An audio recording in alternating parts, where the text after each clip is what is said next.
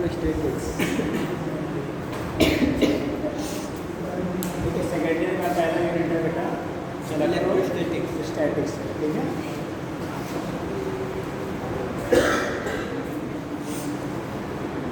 देखो इसमें पहला पार्ट आपका आता है, ठीक क्या, तो हम डिस्कस करेंगे चार्ज के बारे में।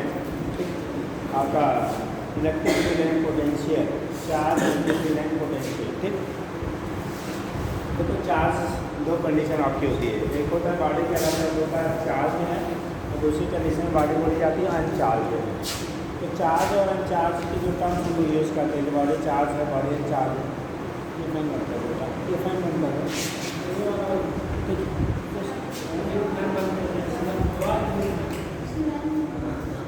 ठीक, तो उस केस में एक चार्ज होता है, दूसरा बेटा अनचार्ज होता है। चार्ज और अनचार्ज बॉडी का मीनिंग क्या होती है, जैसे मान लो ये बॉडी है, सपोज दैट हम अनचार्ज बोल रहे हैं। अनचार्ज कहने का मतलब ये नहीं होता कि इसके पास इलेक्ट्रॉन प्रोटॉन एब्सेंट है। अनचार्ज कहने का मतलब ये नहीं है कि इसके पास इलेक्ट्रॉन प्रोटॉन नहीं है बेटा।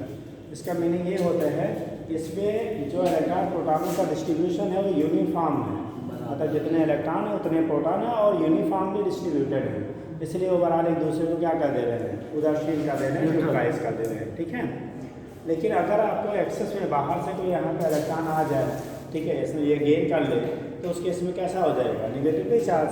अगर ये किसी दूसरे को इलेक्ट्रॉन बेटा दे दे तो कैसा हो जाएगा, पॉजिटिवली चार्ज।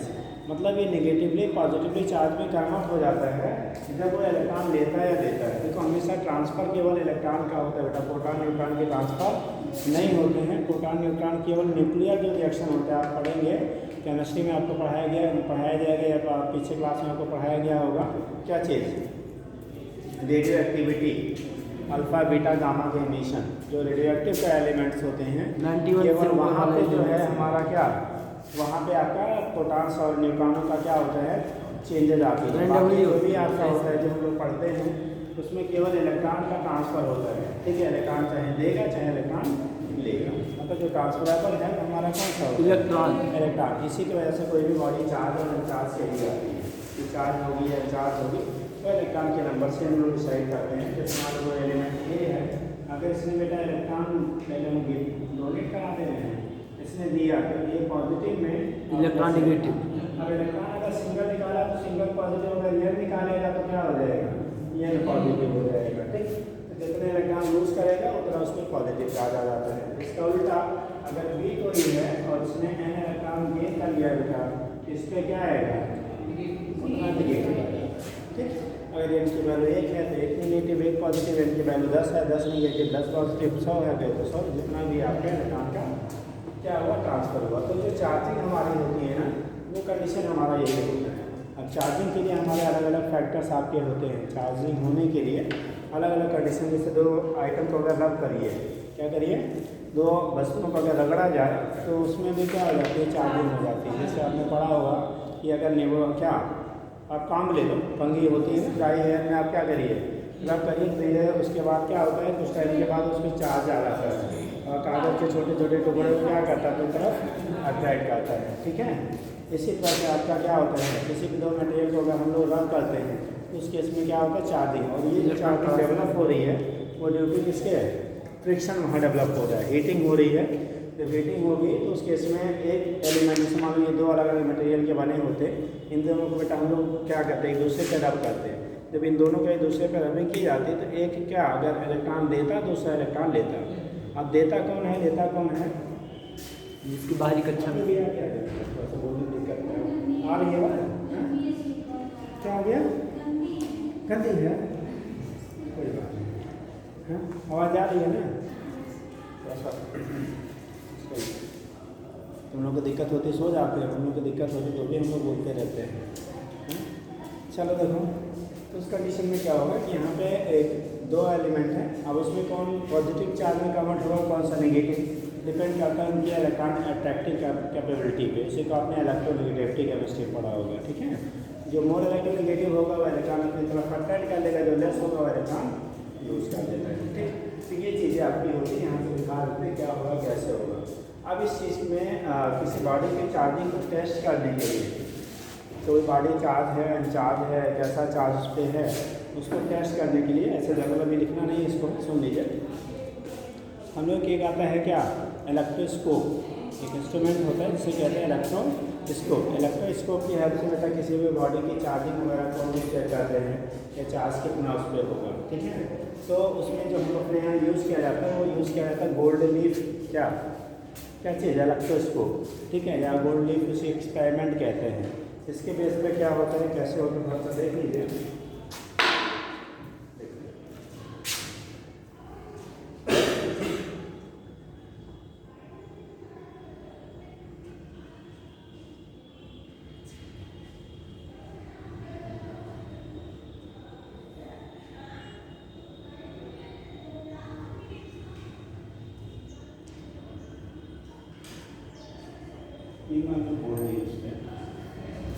बोर्ड लीफ इसलिए लिया जाता है बेटा कि हाइड्रोजन कैसे होता है, सॉफ्टनेस होने की वजह से थोड़ा भी उस पर क्या रिपल्सन होगा तो क्या करेगा, एक्सपेंड करेगा, और कंप्रेशन होगा तो पास आएगा, इसलिए होता है।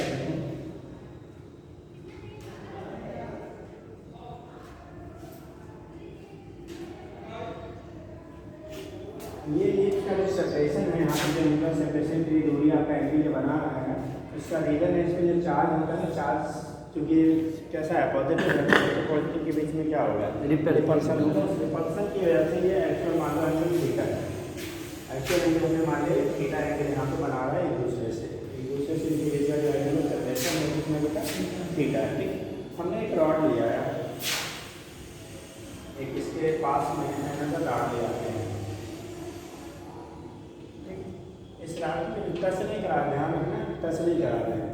इस रॉड को इसके पास में ले आने से, मान लो ये रॉड ये है, इसको इसके पास में ले आने से अगर इनका एंगुलर सेपरेशन बढ़ रहा है, यानी एंगुलर सेपरेशन क्या हो रहा है, बढ़ रहा है, तो उस कंडीशन में रॉड ए पे चार्ज कैसा होगा, पॉजिटिव, नेगेटिव या न्यूट्रल।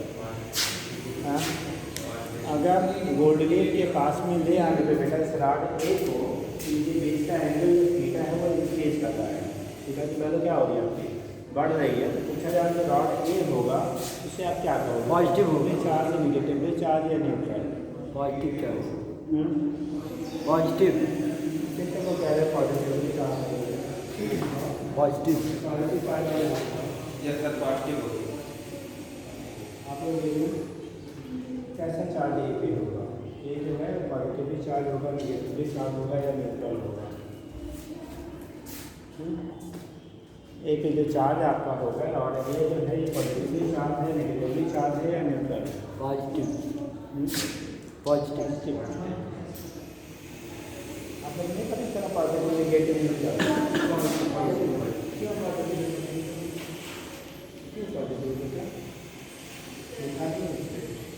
कैसे आता है कि पॉजिटिव चार्ज, कितने लोग बताएंगे क्यों पॉजिटिव होगा, पॉजिटिव है तो क्यों पॉजिटिव। हाँ जी, पहले आप लोग बात कर रहे हैं,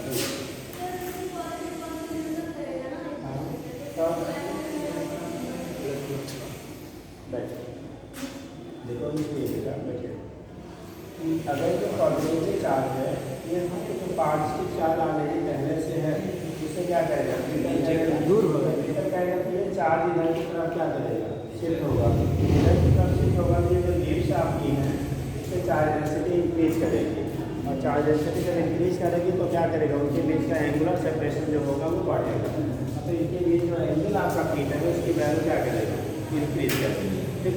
इससे ये होता रॉड ए, अगर इसके बीच का एंगुलर सेपरेशन बढ़ रहा है तो पहला पॉइंट होता है एक angle between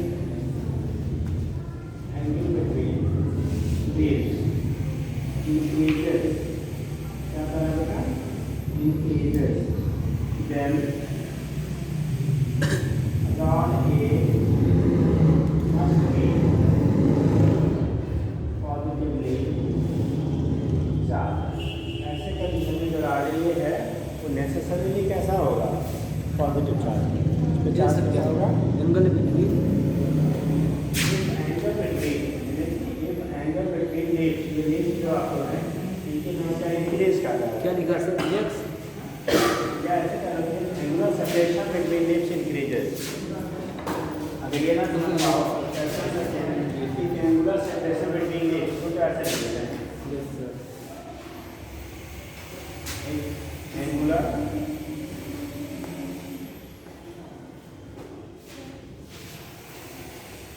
separation between leaves in edges, then rod A must be कैसा हो जाएगा? Positively charge. तो ये प्रूव होता है कि रॉड A कैसा होगा? Positively charge. सेकेंड केस में सपोज हमने रॉड B लाया, क्या लाया? रॉड B लाया, अभी तो क्या सेकेंड केस में दूसरा रॉड B ले आया। अगर रॉड B लाने से इनके बीच का एंगुलर सेपरेशन बढ़ने के बजाय घट रहा है, अगर बढ़ने के बजाय क्या हो रहा है? तो रॉड B कैसा होगा? निगेटिव। हाँ, कितने लोग कह रहे हैं निगेटिवली चार्ज? श्योरली?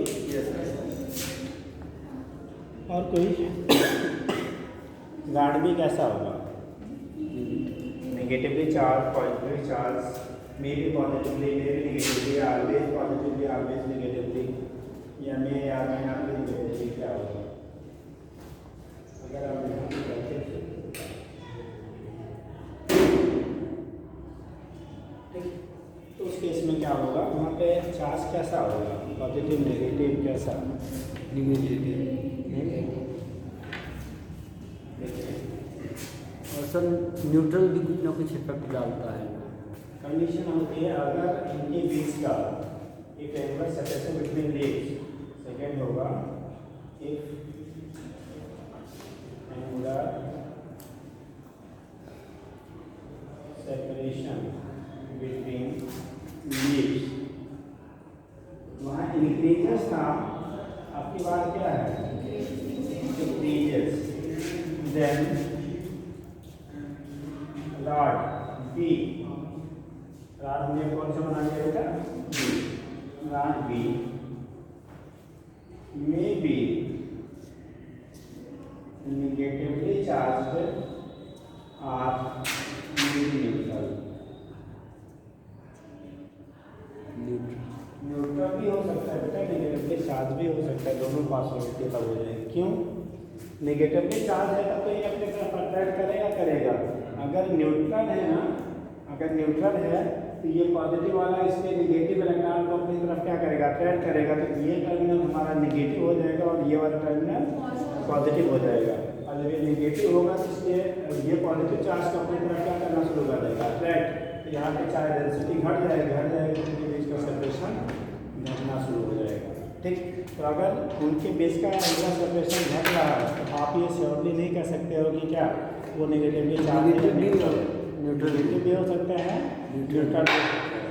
लेकिन अगर सेपरेशन बढ़ रहा है तो श्योरली आप कह सकते हो कैसा होगा? वो पॉजिटिवली चार्ज। यहाँ से एक स्टेटमेंट अपने को मिलता है कि अगर दो बॉडी के बीच में रिपल्सिव फोर्स काम कर रहा है, क्या काम कर रहा है बेटा? दो बॉडी के बीच में रिपल्सिव फोर्स काम कर रहा है, इसका मतलब दोनों बॉडी मस्ट बी क्या? Having similar charge. दोनों बॉडी पे ऑलवेज सेम चार्ज है, सिमिलर नेचर का चार्ज है, चाहे वो दोनों पे प्लस हो चाहे दोनों पे माइनस हो। अगर दोनों के बीच में क्या हो रहा है? रिपल्सन हो रहा है। लेकिन अगर दो बॉडी के बीच में अट्रैक्शन हो रहा है तो हम लोग ये नहीं श्योरली कह सकते बेटा दो बॉडी क्या है? पॉजिटिव न्यूट्रल चार्ज हैं, वो दोनों चार्ज हो भी सकते हैं, या एक चार्ज हो दूसरा न्यूट्रल भी हो सकते हैं। तो इसी के बेस पर कहा जाता है repulsion is the sure test for charging. मतलब रिपल्सन के बेस पे हम लोग ये डिस्क्राइब करते हैं कि कोई भी बॉडी श्योरली चार्ज है या नहीं है। तो श्योर चार्जिंग का जो कॉन्सेप्ट आपका होता है वो रिपल्सन के बेस पे दिया जाता है, अट्रैक्शन के बेस पे नहीं। Repulsion is the sure test for charging not attraction. ठीक, अगर पूछा जाए स्टेटमेंट बनता है, ठीक है, on the basis of which we can describe कि बॉडी मस्ट बी चार्ज्ड है, तो उसके इसमें क्या कहेगा? Repulsion. If repulsion develop between two body then both body must be charged and क्या चार्ज है तो सिमिलर ही होगा तभी रिपल्सन होगा। ठीक है, तो ये चीज़ें आपकी होती है, यहाँ से हम लोग लिख लेते हैं। ठीक, बट अगर अट्रैक्शन हो रहा है तो may be charge may be अनचार्ज, दोनों पॉसिबिलिटी होती है। यस, ठीक, ये बात समझ में आ गई? इसी को हम लोग कहते हैं गोल्ड लीफ इलेक्ट्रोस्कोप कहते हैं। क्या कहते हैं? गोल्ड लीफ इलेक्ट्रो इसको कहते हैं। लेकिन सर जो इसके तरफ निगेटिव ही तो आएगा, पॉजिटिव तो आएगा नहीं। कौन? अगर कंस्ट्रक्शन हो रहा है दोनों एंगल के बीच में, तो उसके पास जो है निगेटिव आएगा ना, पॉजिटिव तो रिपल करके दूसरे कॉर्नर पे चला जाएगा।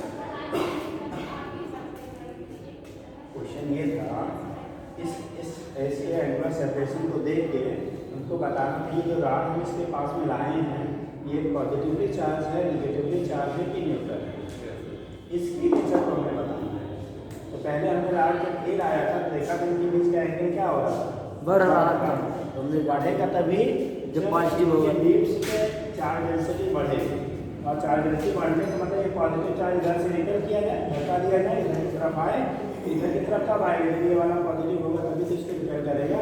इस कंडीशन में हम लोगों ने पहले से ऑलरेडी कह दिया है कि separation between leads increases there rod is positive.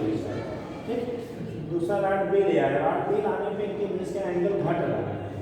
घटने का मतलब ये घटेगा तब बेटा जब ये जो चार्ज इस पे है ना, ये लीड्स पे जो चार्ज है ये ऊपर की तरफ शिफ्ट करेगा। और ऊपर की तरफ कब शिफ्ट होगा, जब ये वाला रॉड इसको अपनी तरफ अट्रैक्ट करेगा, और अट्रैक्ट करने का कंडीशन है या तो ये निगेटिवली चार्ज हो, इस पर ऑलरेडी पहले से निगेटिव हो तब तो करेगा, कोई डाउट ही नहीं। लेकिन अगर ये वाला रॉड न्यूट्रल भी है तो न्यूट्रल जब होगा ना, तो क्योंकि ये इधर तो पूरा लीड्स पे कैसे है पॉजिटिव चार्ज है, इसका पॉजिटिव इसके पॉजिटिव वाले को दूर भगा देगा, तो दूर भगा देगा तो यहाँ क्या आ जाएगा निगेटिव। जैसे यहाँ निगेटिव होगा तब तक इसके इसको क्या करने लगेगा, घटने लगेगा, अट्रैक्ट करेगा, तो यहाँ पे चार्ज जो था घटने लगेगी, तो घटेगी तो लीड्स की सर्कुलेशन क्या करेगा, मतलब रॉड भी कैसा हो सकता है, निगेटिवली चार्ज भी या समझ गया भाई जी सर। ये चीज़ें आपकी होती है, इसी को टर्म देते हैं गोल्ड लीफ। इसके बेस पे हम लोग किसी बॉडी की चार्ज है या नहीं चार्ज है, कैसा चार्ज है उसके बारे में पता करते हैं। कुछ आप पूछना है क्या? इससे उसकी जो रॉड है, हाँ जी, वो पॉजिटिव नेगेटिव आयंस है, जो इलेक्ट्रॉन जो के मध्य अट्रैक्शन फोर्स है, अगर इससे ज़्यादा हो तो नहीं ठीक होगा ना। हाँ बेटा, तो इसके बीच अट्रैक्शन फोर्स है जो पॉजिटिव नेगेटिव चार्ज न्यूट्रल है, इसमें क्या है वो, तब तो अट्रैक्ट नहीं कर पाएगा ना, क्योंकि यहाँ पे इक्विलिब्रिया है। इक्विलिब्रिया का मतलब उस पर जो चार्ज अपने हैं ना, वो इक्विलिब्रिया पे इक्वल वहाँ पे इंट्रैक्शन था पहले। जब इसके पास लाए तो ये कौन है, पॉजिटिव वाला है। अरे भाई आपके पास 10 लाख रुपया है, हम जेब खाली लेके आपके घर पे पहुँच जाए और कहते हैं हम लोग दोनों बराबर हैं, नहीं है ना।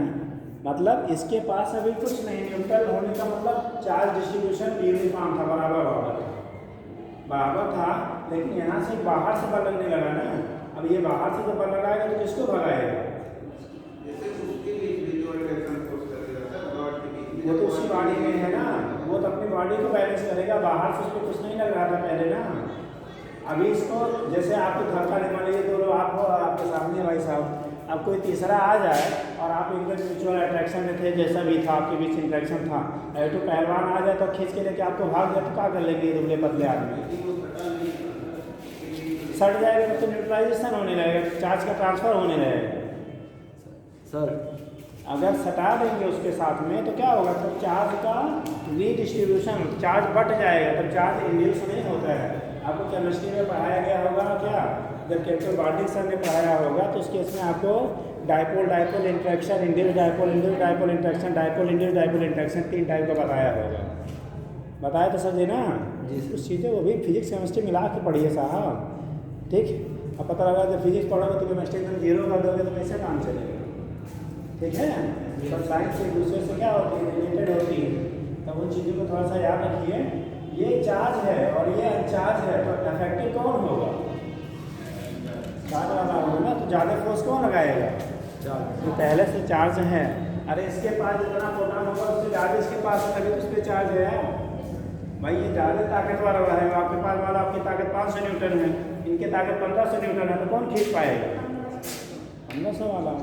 तो ये तो अभी इनिशियली तो न्यूट्रल फॉर्म में है ना, और ये इनिशियली ही कैसा है चार्ज है, इसका मतलब इसके रिस्पेक्ट में ये ज़्यादा क्या है, इलेक्ट्रॉनों को अपनी तरफ अट्रैक्ट करेगा, समझ गया। अरे कहाँ पे अभी खेल वही है। भाई कंडीशन होती है, निगेटिव होता है तो निगेटिव अपना काम नहीं करता, जैसे पॉजिटिव कर रहा है। इसको तो कहा है पॉजिटिव लिया जाता है, हमेशा टेस्ट आर पॉजिटिव लिए जाता है, ठीक है। बाकी आप नेगेटिव लेंगे तो कहानी वही होगी, नेगेटिव होगा तो नेगेटिव आया रहेगा तो दूर जाएगा, न्यूट्रल या पॉजिटिव आया रहेगा तो पास आएगा, बस कहानी कॉन्सेप्ट वही है, बदल जाएगा। जैसे साइंटिस्ट का नाम बताओ उसको। हो गया बेटा, ये चीज़ आपकी होती है, इसके बेस में हम लोग दिखा देते हैं क्या होता है, ठीक है। अब एक आता है क्या, हम लोग लिखना शुरू करेंगे क्वांटाइजेशन से। कहाँ से? सर साइंटिस्ट का नाम बता दीजिए। कहाँ पे साइंटिस्ट का नाम? अभी जो गोल्ड लिए गोल्ड लीफ एक्सपेरिमेंट उसका क्या? नाम है, gold leaf experiment, gold leaf, उसी को इलेक्ट्रोस्कोप कहते हैं, gold leaf electroscope. Gold leaf ने एक्सपेरिमेंट किया था, गोल्ड, ये लीव्स आपकी गोल्ड की होती हैं, इसी की बेस पे इसका नाम दिया गया गोल्ड लीफ एक्सपेरिमेंट। एक स्टेटमेंट सर आपने बोला था कि severely charge only repulsion, positive वाला केवल देते हैं, मतलब सर वाला वो वाला repulsion is the sure test for charging. आप लाइन बोल दीजिए, हम उनको लिखना है। Repulsion is the sure test for charging, बस इतना ही लिखना है। क्या सर? दिखाई दें? नहीं सर, बोल आप सर, क्योंकि स्टेटमेंट में तो इससे बजाएगा ना, स्टेटमेंट वाइज क्वेश्चन में इसी प्रकार से बजाएगा, स्टेटमेंट देगा, हमारे पास कोई स्टेटमेंट रहेगा नहीं जब आप 4 चैप्टर आगे हो जाएंगे, इसीलिए करेंगे खाने के लिए एक लाइन लिखिए। बोलिए सर। पहले लिखो चार्ज, रीडिंग करो चार्ज। रिपल्सन आप लिख ही रहे हैं तो चार्ज लिखो ना, आप कैसे रिपल्सन में हाथ ही घोड़ा कहा पड़े पड़ा, फिर ABC वो पढ़ लो कहानी।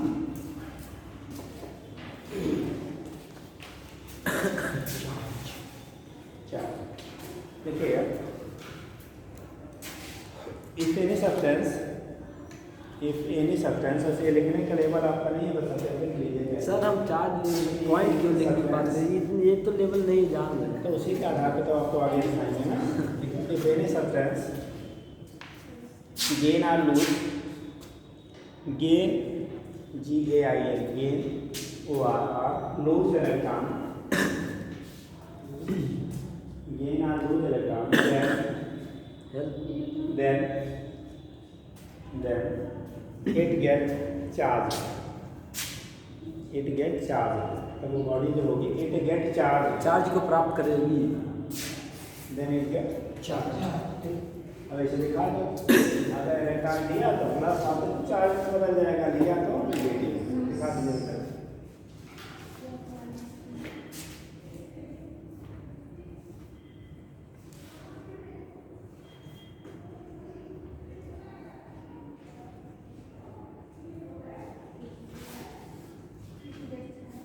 इनके चार्जेस दिखा दो।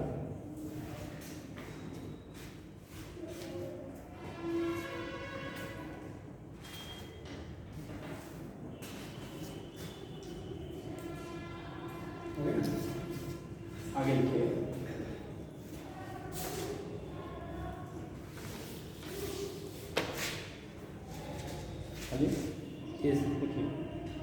लिखिए charging or body, charging or body or substance, charging or body or substance is decided of body or substance OR, or substance is decided with the help of gold leaf experiment,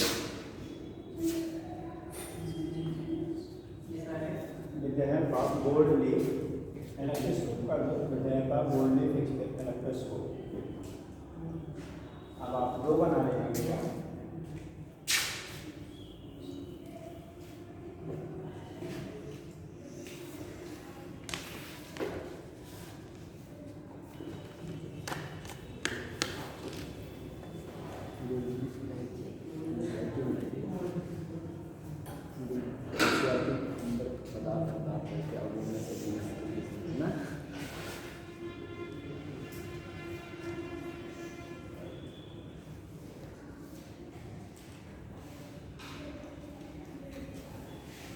बना देते हैं। Rod ये है, जो rod के के पास में लाते हैं, अगर एंगुलर सेपरेशन बढ़ रहा है, इनकी इसका जो थीटा था वो क्या कर रहा है, इंक्रीज कर रहा है। तो अगर इंक्रीज कर रहा है तो उसके लिए स्टेटमेंट ये लिखेगा और ये डिक्रीज कर रहा है, ठीक है।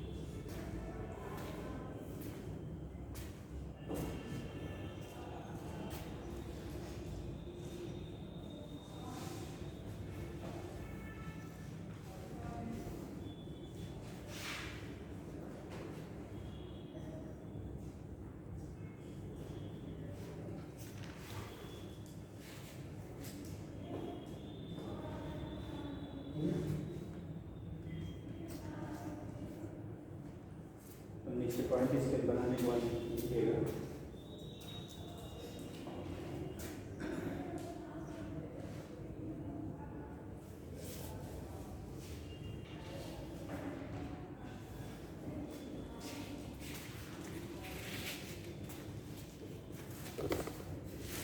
बन गई भाई sir.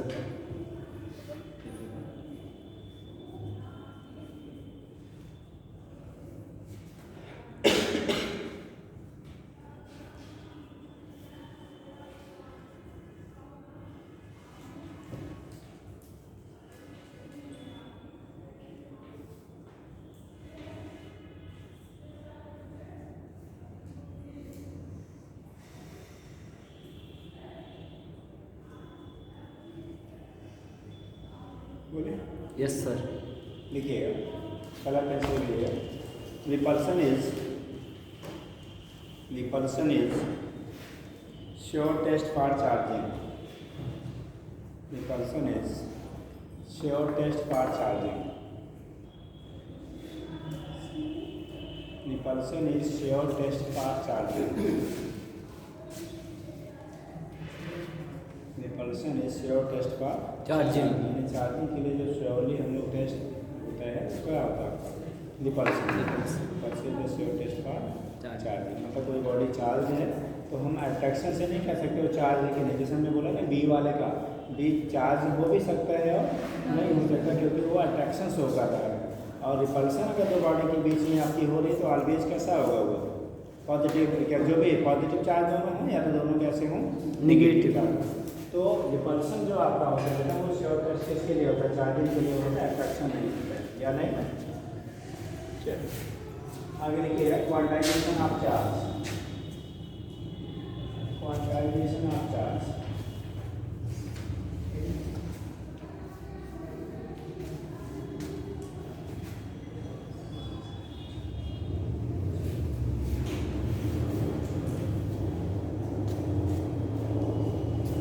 Quantization of charge charge का वितरण। क्वांटाइजेशन क्वांटीकरण मतलब वितरण बांटना। डिस्ट्रीब्यूशन। इसका मतलब quantization of charge. Quantization body में जो का एग्जिस्टेंस होता है वो हमेशा इलेक्ट्रॉनिक चार्ज के इंटीग्रल मल्टीपल के बराबर होता है, उसी को क्वांटाइजेशन कहते हैं। क्वांटीकरण हिंदी बोलते हैं। Quantization of charge. गुलाम के नियम की तरफ बढ़ रहे हैं क्या sir ji?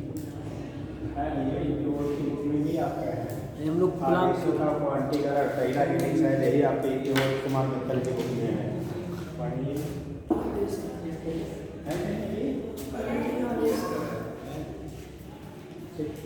Quantization of charge हम बोलते हैं आवेशों का क्वांटीकरण बोला जाता है। आवेशों का क्वांटीकरण कहते हैं, तो क्वांटाइजेशन ऑफ चार्ज बोलते हैं। ठीक है, लिखिएगा। इसमें होता क्या है? क्वांटाइजेशन ऑफ चार्ज के मतलब किसी भी चार्ज बॉडी के कोई अगर हमारा क्या है चार्ज बॉडी है, उसमें जो चार्ज का एग्जिस्टेंस होता है, कोई भी चार्ज बॉडी अगर आपने दिया हमेशा जो चार्ज पे पाया जाएगा वो इलेक्ट्रॉनिक चार्ज के इंटीग्रल मल्टीपल के बराबर होता है। मतलब वो इलेक्ट्रॉनिक चार्ज की जो वैल्यू होती है 1.6 × 10⁻⁹ कूलम के कोड गुणज के बराबर होता है। कोड गुणज का मतलब 2 गुना 10 गुना 100 गुना 1000 गुना लाख गुना कुछ भी हो, लेकिन हमेशा कभी उसके फ्रैक्शनल वैल्यू में नहीं एग्जिस्ट करेगा। जो एक इलेक्ट्रॉन पे चार्ज होता है उसके चार्ज से हमेशा इंटीग्रल के ही क्या होगा? मल्टीपल के बराबर होता है। ठीक, तो देखिए according to this rule,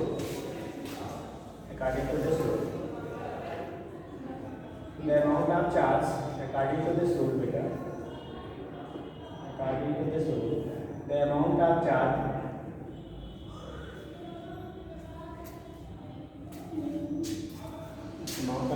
existing on any क्या sir? amount of charge existing exist करना तो पाया जाता है existing on any charge body existing on any charge body is always equal to integral multiple of integer integer integral मतलब पूर्ण वर्ग होता है। Integral multiple of integral multiple of electronic charge. ये मैग्नीट्यूड ऑफ इलेक्ट्रॉनिक चार्ज का integral multiple of electronic charge. Actually जो value होगी कि प्लस माइनस ये नहीं, ये फार्मूला जाना प्लस माइनस एन की वैल्यू यहाँ पे होता है 1 2 3 4 5 एन 1 2 3 4 डाटा कभी भी फ्रैक्शनल वैल्यू नहीं होता है, भिन्न में नहीं होता है। और ई जो होता है इसकी वैल्यू हम लोग यहाँ देखो 1/6 इलेक्ट्रॉनिक चार्ज की वैल्यू लेते हैं, साइन नहीं। ठीक, अब अगर उस पर पॉजिटिव चार्ज है तो प्लस साइन लेंगे, नेगेटिव चार्ज होगा तो माइनस। ठीक है,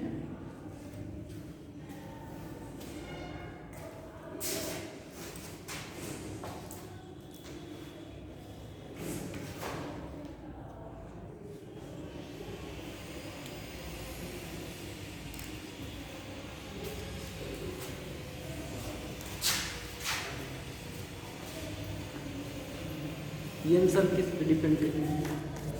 चार्ज की वैल्यू पर डिपेंड करेगा, चार्ज ज़्यादा है कम है। वो नंबर रहेगा 1 2 3 4 5 6 7 हो गया, प्लस माइनस किस पर? प्लस माइनस प्लस तो बॉडी पे प्लस चार्ज है, प्लस साइन देंगे, माइनस चार्ज है। जी इसलिए क्वेश्चन कर लीजिए, which given quantity of charge, which given quantity of charge, एक सेकंड क्वेश्चन लिखिएगा, which given quantity of charge, which given quantity of charge can exist, which given quantity of charge can exist just on a charged body, which given quantity of charge can be exist on a charged body, exist on a charged body मतलब जो हमारे charge body है उनमें कौन सा given quantity of charge exist कर सकता है। पहला है ऑप्शन दे रहे हैं सर। 8.2 10 power minus 25 coulomb. दूसरा है 1.6 into 10 power minus 15 coulomb, minus ले लीजिए 20 कूलम। तीसरा option 8.0 into 10 power minus 15 coulomb. चौथा option 3.2 into 10 power minus 30 coulomb. इनमें से कौन से चार्ज की वैल्यू किसी चार्ज बॉडी पे एग्जिस्ट कर सकती है? सब पॉजिटिव थे, आपने साइन दिया है, क्या लेंगे हम लोग? पॉजिटिवली चार्ज है। ठीक है, तो कौन सी अमाउंट इस पर किसी चार्ज बॉडी पे आपके एग्जिस्ट कर सकती है वो बतानी है। एक से ज़्यादा ऑप्शन नहीं चाहिए रहते, मोर देन वन ऑप्शन में भी करेक्ट। ठीक है,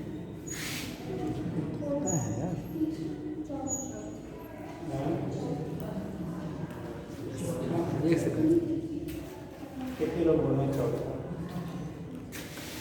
पहले को छोड़कर बाकी सब, सभी किस करेंगे? पहले को छोड़कर दूसरा तीसरा चौथा एग्जिस्ट करेंगे फॉर्म में। मैंने कहा पहला को छोड़ के बाकी सब एग्जिस्ट करेंगे, फिर और कुछ लोग कह रहे हैं चौथा का एग्जिस्ट करेगा। और क्वेश्चन कहाँ गया बेटा? कोई चार्ज बॉडी है, मान लो चार दे दी गई थी, तो चारों के अलग अलग चार्ज दे दिया गया है, फिर पहला वाला, दूसरा वाला, तीसरा वाला, चौथा वाला। तो आप चारों पे एक अलग अलग चार्ज दिए गए, पूछा गया इनमें से कौन सा संभव है जो पाया जा सकता है? इनमें से चार्ज दिया गया बॉडी पे ना, कौन सा संभव हो सकता है? ये चारों चार्ज हो सकते हैं, चारों नहीं हो सकते हैं, कोई एक हो सकता है, कोई दो हो सकता है, वो आपको डिसाइड करना है। हमारा वाला गलत है, आपका गलत छोड़ के बाकी सब सही है। नहीं हमारा वाला गलत, अब सोचने पड़ेगा। है दूसरा छोड़ देंगे बाकी सब। वो प्लस माइनस क्या माइनस 20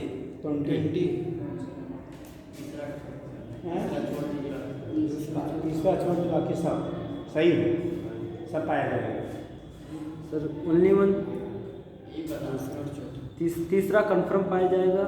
हाँ? ऐसे देख लो, कोई पता चलेगा। तीसरा ऐसे चलेगा, फोटो देख देख के ज़्यादा नहीं चल रहा है।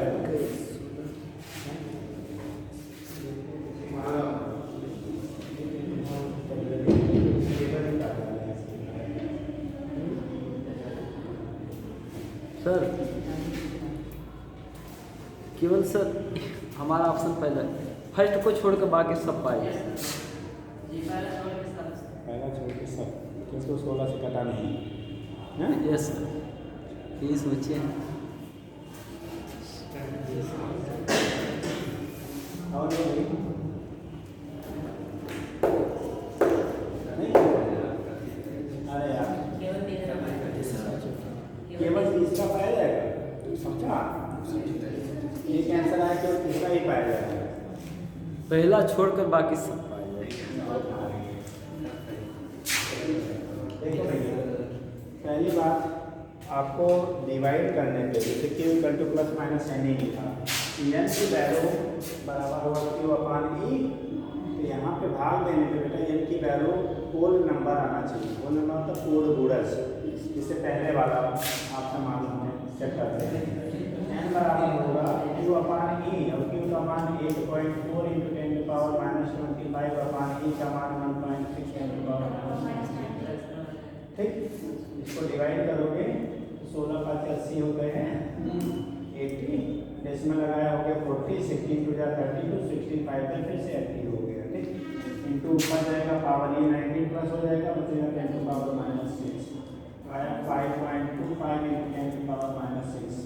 जैसे जब पावर माइनस में है, माइनस का मतलब बाई, और बाई का मतलब हो गया, इसको अगर हम फ्रैक्शन में लिखेंगे ना तो पॉइंट से 5 जीरो लगाओ, 4 5 525। ये होल नंबर है। किसी को दिख रहा है क्या होल नंबर? ये होल नंबर किसी को दिख रहा है?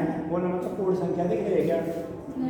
0.0000525 है यार, बहुत छोटा है। ठीक, दैट इज नॉट फिनिश्ड।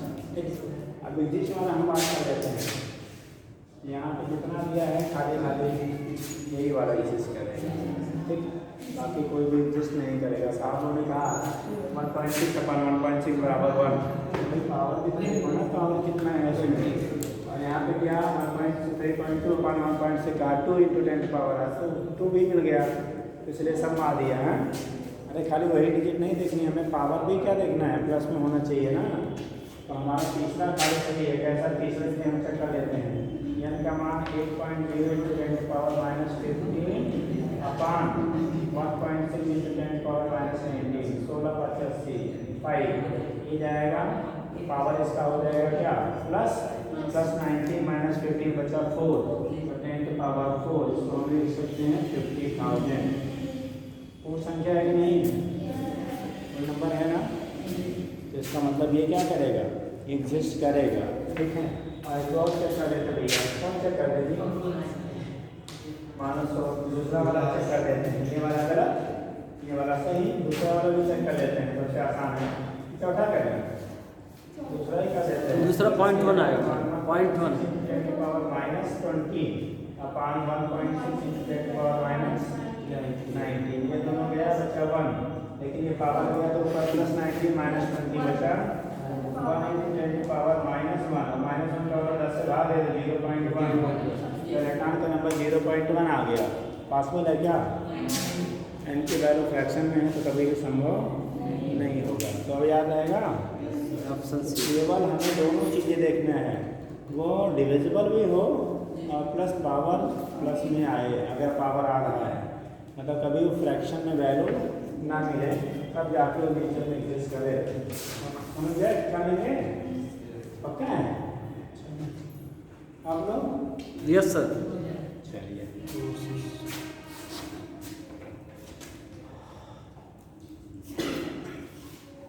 आपने 2 चार्ज पार्टिकल के बीच लगने वाला फोर्स पढ़ा होगा, इसे कौन सा नियम कहते हैं? गुलाम कूलाम का कूलाम्स लॉ। कितने लोग याद है? Coulombs law, coulombs law. आप बताएं। हाँ, हिंदी भोजपुरी हम सब समझते हैं, आप सही हो। गुलाम के बीच में लगने वाला आकर्षण तथा उसके दोनों गुलामों की दूरी के व्युत्क्रमण अनुपात। फिर से बोलिए। किसी दो चार्ज आवेश किसी दो आवेश के बीच में लगने वाला प्रतिकर्षण बल और उसकी दूरी के अनुक्रमण अनुपात होगा।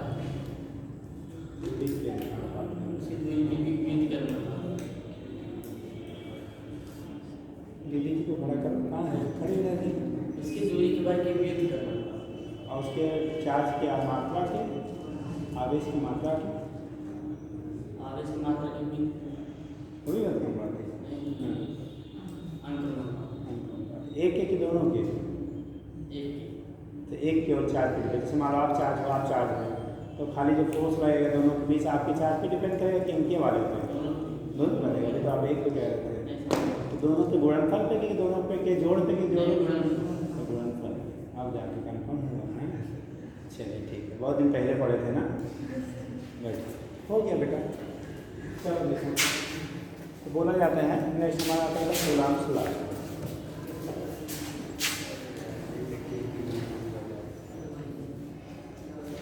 जब आप कोई चीज़ बताया करिए ना बेटा, तो हवाया नहीं करिए, ठीक है, थोड़ा जल्दीबाजी करने लगे। तो ऐसा थोड़ी ट्रेन छूट रही है यार, पता लगा नहीं रह गया चली जाएगी, हैं। आराम से बोलिए, ठीक, तब गलती कम है। जैसे आप बहुत जल्दी में बोलेंगे ना, पता लगा चार्ज भूल जाएंगे, कभी कभी दूरी भूल जाएंगे, कुछ हो जाएगा। देखो हम लोग पढ़ते थे कूलाम्स लॉ।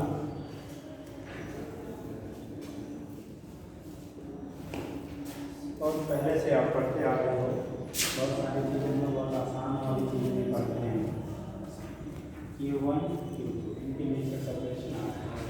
कूलाम्स ने बोला था बेटा कि the साथ interaction between two charge particle, ठीक है, इज डिपेंड्स ऑन किस पे, एक तो डायरेक्टली उनके मल्टीपल पे के directly opposite charges and inversely proportional to square inverse का स्क्वायर के इनवर्सली अपोजिट। दो आवेशों के बीच लगने वाला वैद्युत बल, वो आकर्षण तत्कर्षण कुछ भी हो सकता है, डिपेंड करता है नेचर ऑफ चार्ज पे, ठीक है ना।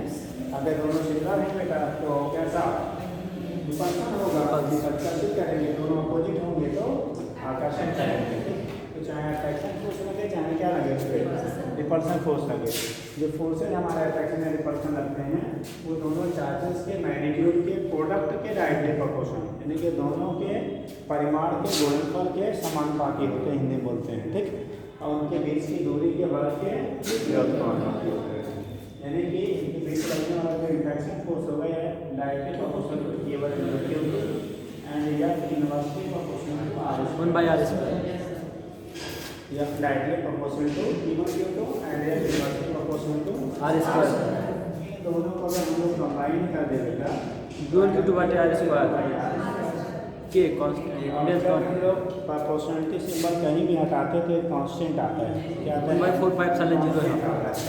यहाँ जो कांस्टेंट होता है वो होता है 1/4 एप्सिलॉन 0 Q1 × Q2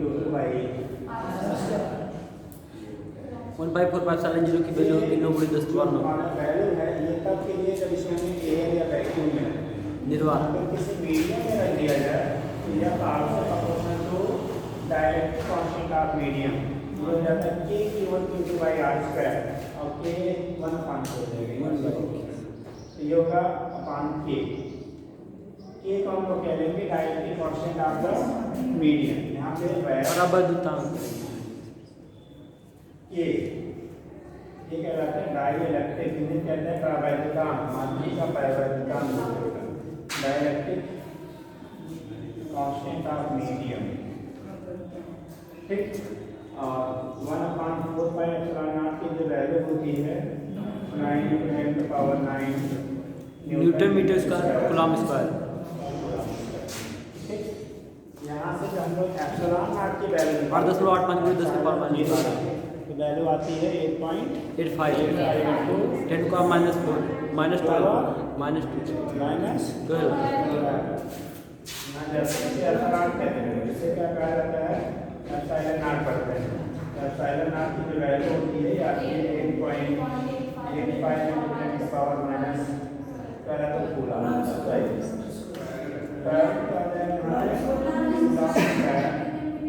न्यूटन ठीक, ये आ जाता है हमारा एप्सिलॉन नॉट की जो वैल्यू होती है, ठीक है।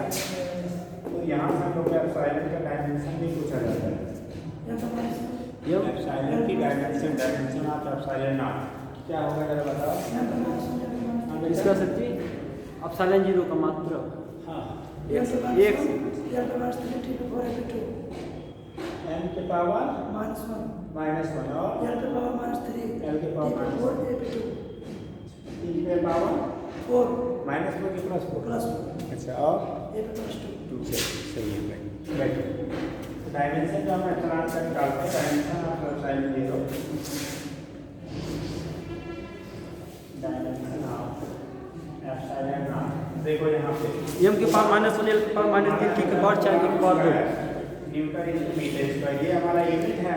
कूलाम का होता है Q बराबर IT कितने A into T a square t square upon Newton का होता है या फिर m l के power -2 l square into L square.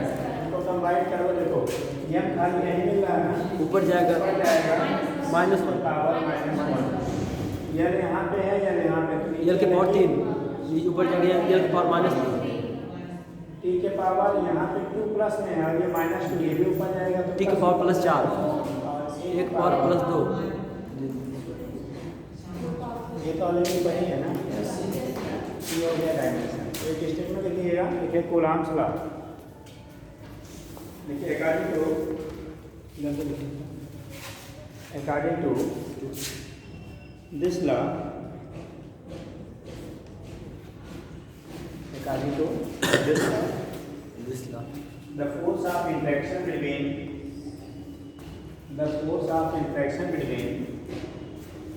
two charged particles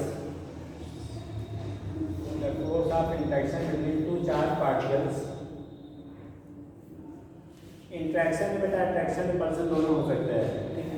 the force of interaction between two charged particles is interaction between two charged particles is directly proportional to particles is directly proportional to product of magnitude of charges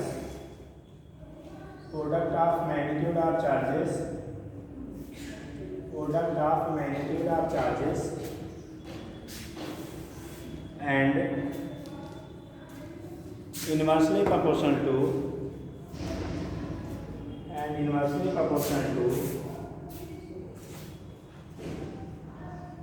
square of distance between them.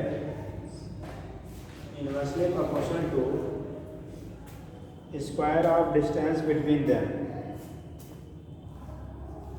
Inversely proportional to square of distance between them. Yes जिनके बीच की दूरी है उसके square के inversely proportional होगा, ठीक है। And also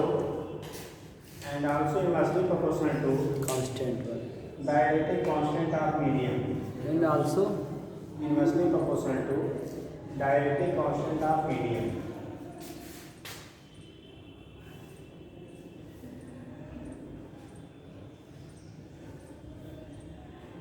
dielectric जब नाट दिखा देंगे तो इसकी वैल्यू हो जाएगी 1/4 pi epsilon not constant of medium.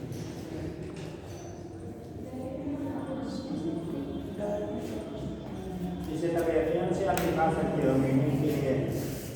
अब यहाँ से नोट कर लो और एफएम बाई क्वेश्चन पर सेकंड कर लेंगे।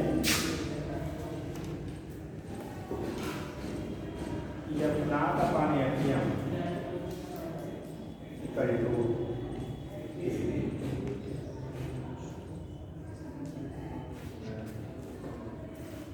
एफ बटे एफ इसको टू के। हाँ सही है। F0 बाई एफएम की वैल्यू जो होगी डायरेक्ट्रिक कांस्टेंट के बराबर, यानी कि एयर या वैक्यूम में डायरेक्ट्रिक को क्या जो लगने वाला फोर्स आपका होता है वो के टाइम होता है मीडियम के। हो गया?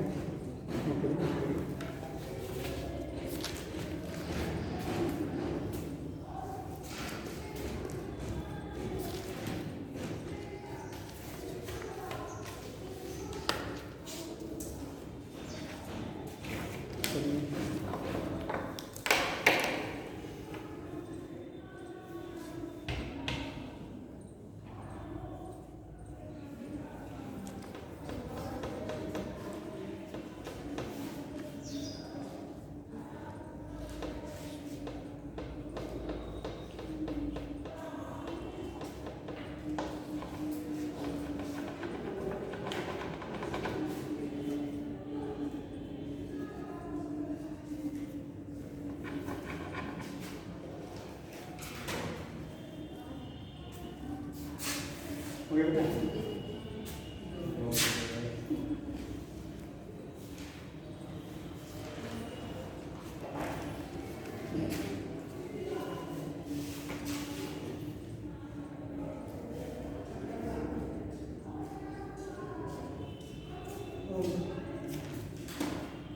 इसका मतलब ये होता है बेटा कि अगर चार्ज पार्टिकल एयर या वैक्यूम में रखे जाते हैं तो लगने वाला फोर्स की वैल्यू जो होती है मीडियम के रिस्पेक्ट में के टाइम क्या हो जाएगा, ज़्यादा हो जाएगा। मीडियम के रिस्पेक्ट में क्या हो जाएगा, के टाइम ग्रेटर हो जाएगा। चलिए इतना करके फिर आपको